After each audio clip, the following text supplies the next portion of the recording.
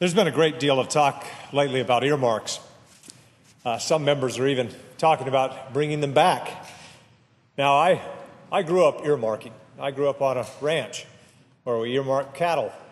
That's where earmarking gets its name. I didn't think much of the practice then. We already had a brand on the critter, and earmark seemed to be redundant. And after a while, we didn't do it anymore. But then I got here to Congress, first in the House and now in the Senate, and I had hoped not to be earmarking anymore.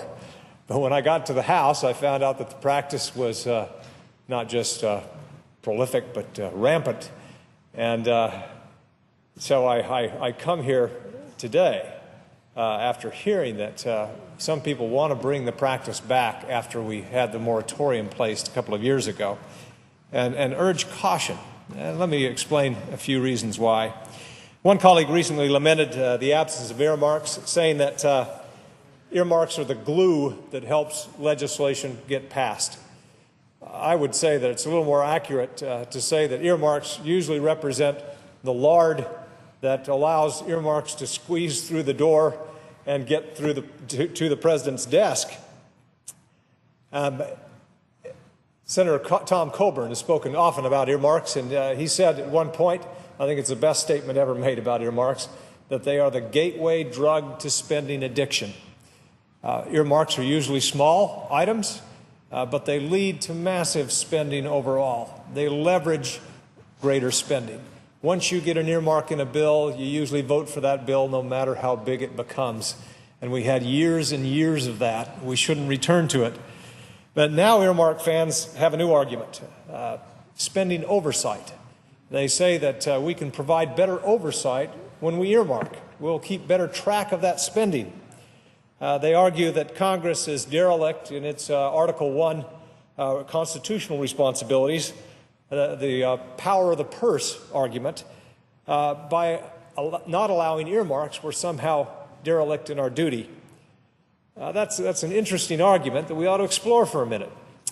Now, those same people who will defend earmarking as a constitutional right and responsibility will also note, don't worry, it's only 1% or less than 1% of all federal spending.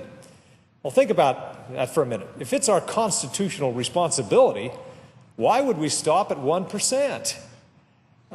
That's not a valid argument at all. If it's constitutional, then the entire budget, or if we have to, for our constitutional responsibility, shouldn't more than 1% be earmarked? And when you look at it as well, Congress, or earmarks were never, when they were here, evenly spaced. Every member of Congress in the House and the Senate has the same constitutional right, I would assume.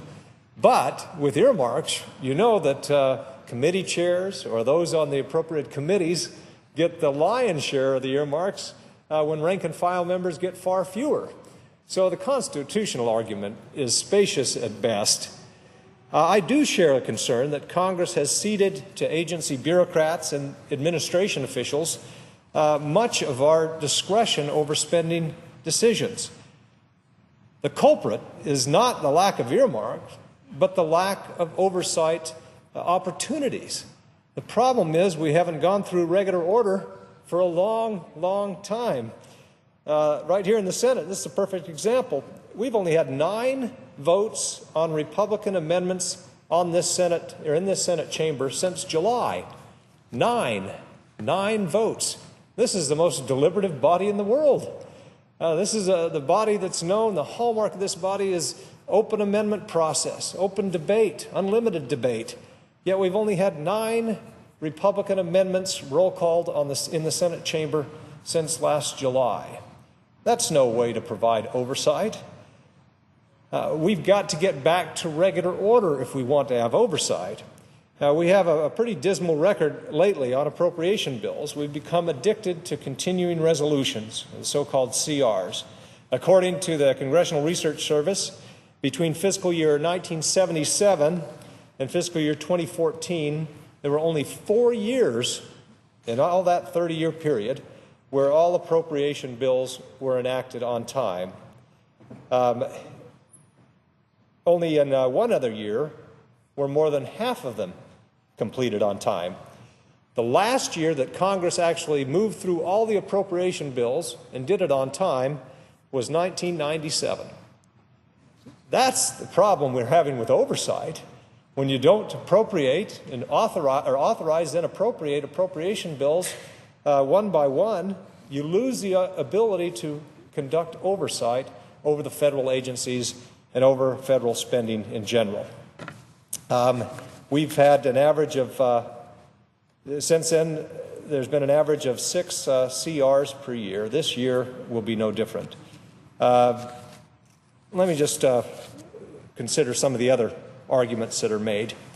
We're often told that that this is the way that we can have check on the agencies, but what we've seen in the past is that when we earmark, the bulk of the time spent by the Appropriations Committee is not spent in doing oversight, but is spent in doling out earmarks.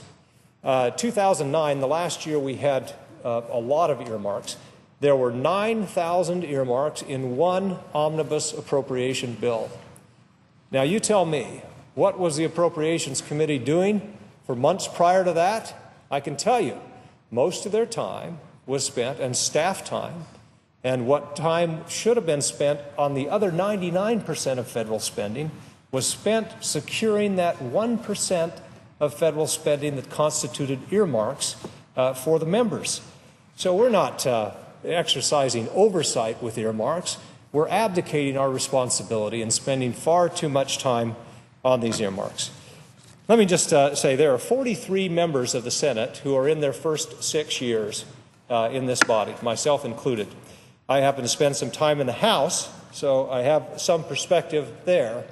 For those who haven't seen the appropriations process with earmarks, I think it's useful to take a little walk down memory lane and to see what it was like in years past. Jack Abramoff, who spent some time in prison for working the appropriations process pretty well, he called the Appropriations Committee the earmark favor factory. And that, I don't think, has been seriously refuted by anyone. That's what the Appropriations Committees became during that time, earmark favor factories. It's worth remembering some of the earmarks that finally galvanized the country against them. The bridge to nowhere, the indoor rainforest in Iowa. We could go on and on and on. I went to the House floor myself several hundred times over the period of a couple of years to challenge these individual spending projects. But in 2008, there was a lobbying firm founded by a former Appropriations Committee staffer that specialized in getting particularly defense earmarks from the Appropriations Committee. What happened during that time is the FBI finally got a wind of some of this and started to investigate. Politico reported that sources within the FBI indicated they were, quote, conducting research on earmarks and campaign contributions. Well, they did so. This investigation commenced, and within weeks, the firm imploded. This is a firm that was worth, according to analysis of taxpayer common sense, clients of the firm received at least $299 million in earmarks. The firm made contributions, or individuals from the firm made contributions to members, campaign contributions, of more than $3 million to nearly 300 elected officials. ABC News said at the time that the firm's operation, quote, millions out to lawmakers, hundreds of millions back in the form of earmarks for clients, have made it for many observers, the poster child for tacit pay-to-play politics.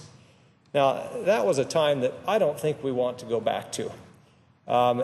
News reports every day were looking at the link between earmarks and campaign contributions.